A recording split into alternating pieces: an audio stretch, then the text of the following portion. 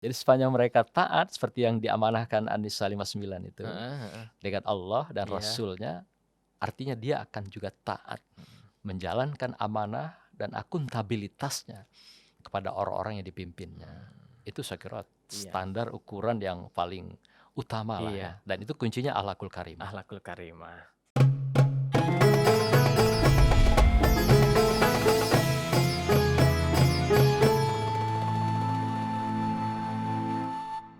Lalu gini Prof, apa yang menjadi, sorotan masyarakat saat ini untuk memilih pemimpin negara ke depannya? Ya, yang paling teratas tentulah kejujuran, Mhm. ya. Bagaimanapun akhlak itu kan kejujuran itulah yang Iya tertinggi. iya. Akhlak, adab, Mhm mhm. perilaku-perilaku religius. Itu akan menjadi inspirasi masyarakat Oh juga ya ya, Prof? ya, selain inspirasi itu glue ya, yang menjadi pengikat Mhm antara rakyat dengan mhm. pemimpinnya, Mmm. yang juga menjadi penyambung Mhm mhm. antara kepemimpinan Mhm penguasa dengan mhm rakyatnya. mhm. Nah, tapi kalau ini sudah mulai katakan tercabik Iya ya, iya kemudian juga tercerai-berai. iya. Saya kira inilah ukuran sederhana melihat sosok figur pemimpin Mhm. yang katakanlah ideal Iya ya iya iya. di dalam sebuah keumatan dan Mhm. kebangsaan itu. Lalu gini Prof, Prof itu saya lihat kan di profilnya lahir di Jambi. Jambi itu Ya. kan termasuk, sebuah daerah yang kaya dengan syair Prof. Oh iya. Iya, kira-kira ini ada syair pesan apa nih yang untuk, masyarakat Indonesia Prof? Iya, sebenarnya apa yang saya sampaikan tadi itu sebenarnya joke dalam bahasa Melayu juga Oh, sebenarnya. Jadi iya iya. pemimpin yang adil, Mhm. pemimpin yang disembah, Mmm. pemimpin yang zalim, Mhm pemimpin yang disanggah. mhm. Artinya disembah itu artinya dituruti, Dituruti. diikuti, Iya. dipatuhi Mhm. atas apa segala kekuasaan Mhm mhm. kepemimpinannya di dalam membangun masyarakat dan kebangsaan. Mhm. Dan sebaliknya, Mhm. tak kala dia sudah tidak berpegang teguh dengan janji, Mhm. tidak lagi amanat, Iya. tidak lagi akuntabel, tanggung Iya. jawab, Heeh. memikirkan rakyat dan Mhm masyarakatnya. mhm. Saya kira itu harus disanggah. Mhm mhm. Disanggah bisa dengan secara Iya kritik-kritik yang benar, iya iya secara benar. iya Demikian juga menyampaikan pesan-pesan, iya, mengingatkan, heeh, tawasobil hak, tawasobil Sobisober, sof, begitu mhm, kan?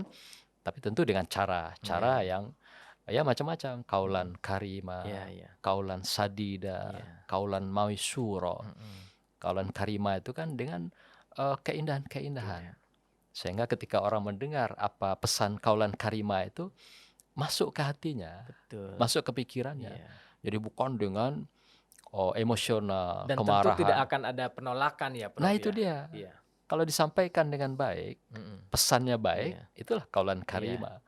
Ada lagi kaulan sadida, itu kan tajam, mhm mhm kritis. mhm, Tapi bicara dalam perspektif angka, misalnya mhm data. mhm mhm, Kalau nggak bicaranya dengan data, angka berarti kan jadi fitnah. iya betul, Nah, itu kaulan sadida.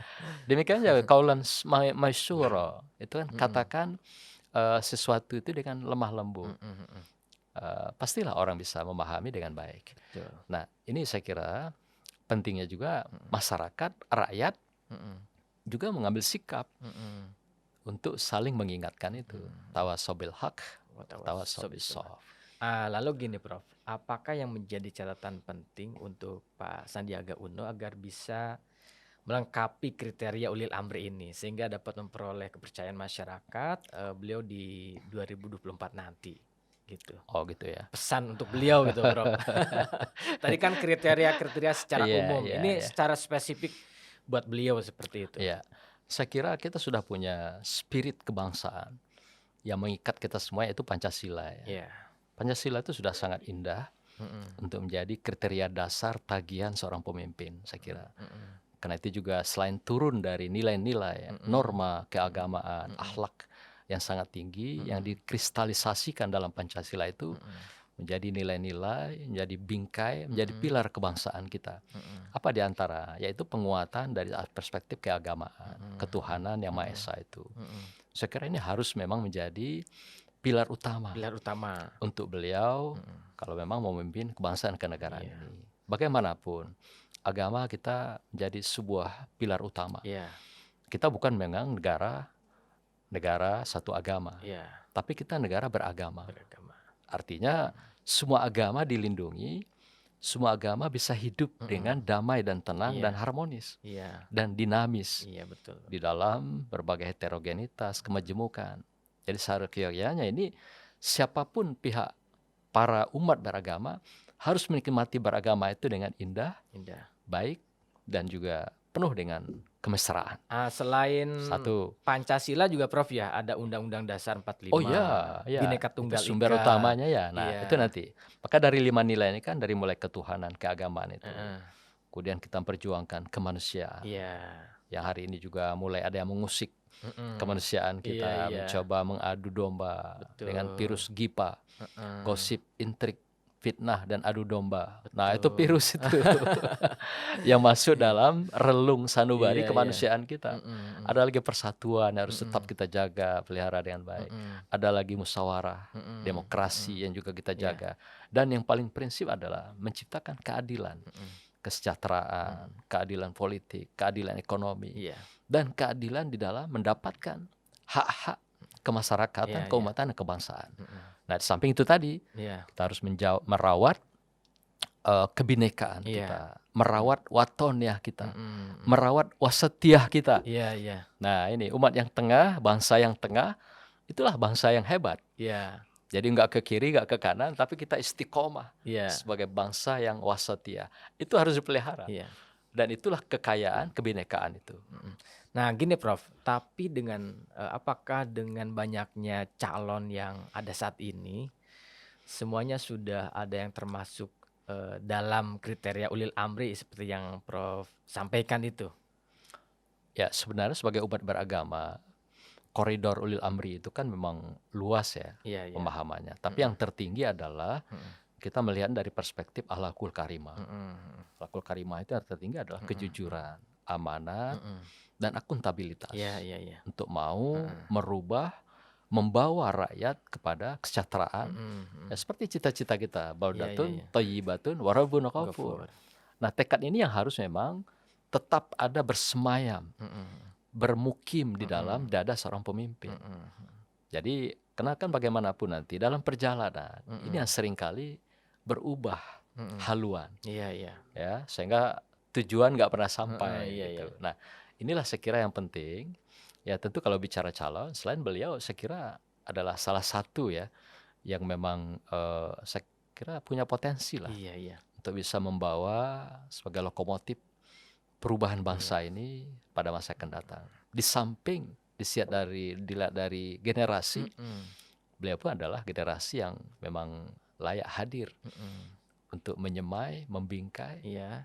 dan membawa negeri ini kepada kesejahteraan, kebahagiaan, dan juga tadi baldatun thayyibatun warabun ghafur.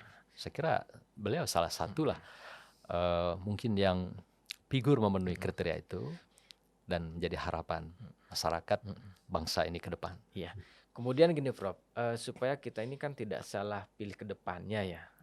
Kira-kira apa sih harus diperhatikan oleh masyarakat Indonesia dalam rangka memilih pemimpinnya di tahun 2024 gitu?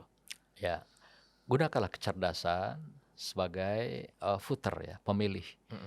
Karena kesalahan kita di dalam menentukan sebuah pilihan, kita akan merasa terbebani 5 atau 10 tahun ke depan.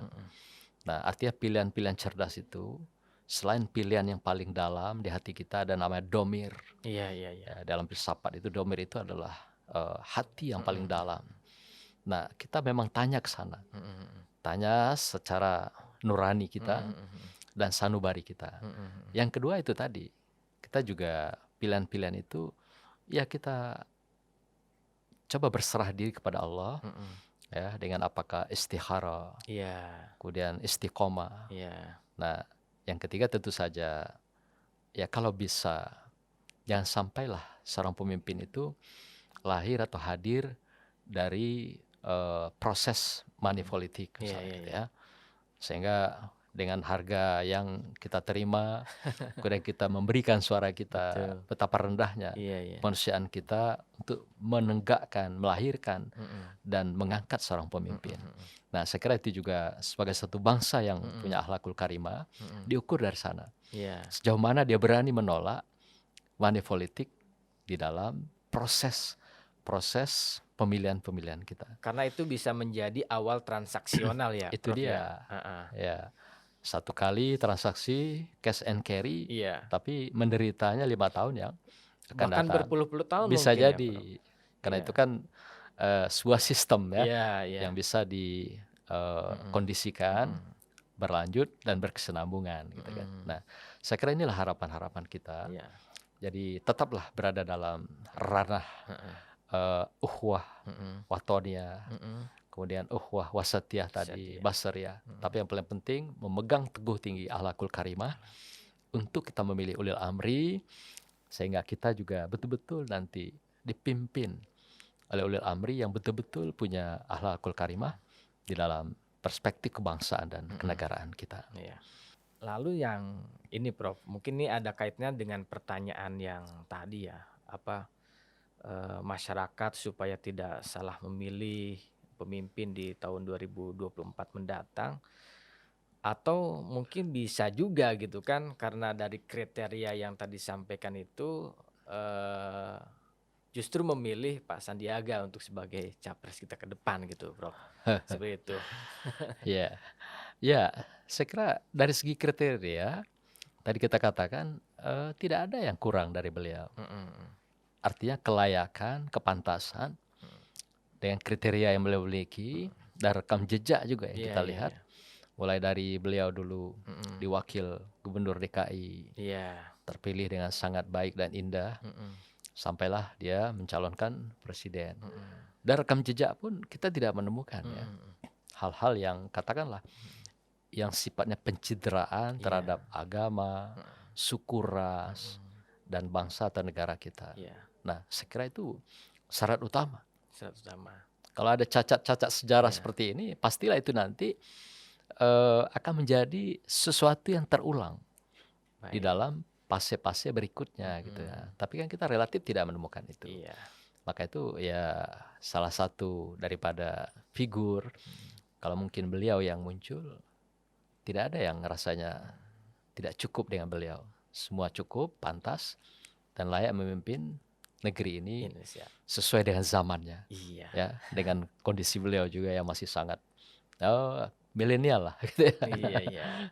Baik Prof, kita akhiri podcast ngobrol bareng ulama pada kesempatan hari ini. Ada satu pesan saya sebelum ditutup, transparansi. Sebuah pemilihan itu sangat penting. Iya, transparansi. Kedepan apa yang bisa kita bangun transparansi itu? Adalah dengan mengupayakan optimalisasi teknologi. Yang kita kenal sekarang ada namanya blockchain technology. Blockchain technology akan membuat transparansi sistem voting itu, pemilihan apapun yang dilakukan dalam sebuah sistem, itu sangat bagus. Nah, kalau ini kita gunakan, saya yakin kriteria-kriteria yang menjadi andalan utama bagi figur-figur yang muncul, katakan seperti beliau tadi, Sandi, Bang Sandi. Nah, saya kira ini akan juga menjadi sesuatu yang kebutuhan hari ini. Nah, blockchain teknologi akan bisa membuat transparansi pemilihan itu dan bisa mengalahkan money politik dalam sebuah sistem pemilihan. Baik. Harinya sekarang blockchain teknologi. Baik. Nah, untuk menjaga transparansi, efektivitas, dan produktivitas hasil pemilihan yang betul-betul sesuai dengan harapan masyarakat Indonesia. Saya kira begitu. Baik, Prof. Karena keterbatasan waktu, mudah-mudahan di lain kesempatan kita bisa eksplor lagi ya dengan Prof. Dan kita akhiri untuk ngobrol bareng ulama, ngobrol podcast. Dan kepada sahabat muslim, sekian perbincangan kita hari ini bersama narasumber kita hari ini. Jangan lupa follow akun media sosial kita di bawah ini ya. Dan like, subscribe, juga komen di YouTube channel kami Forum Ijtima Ulama. Sampai jumpa di kesempatan berikutnya. Wabillahi taufiq wal hidayah. Wassalamualaikum warahmatullahi wabarakatuh. Waalaikumsalam warahmatullahi wabarakatuh. Terima kasih banyak, Prof. Terima kasih sama-sama.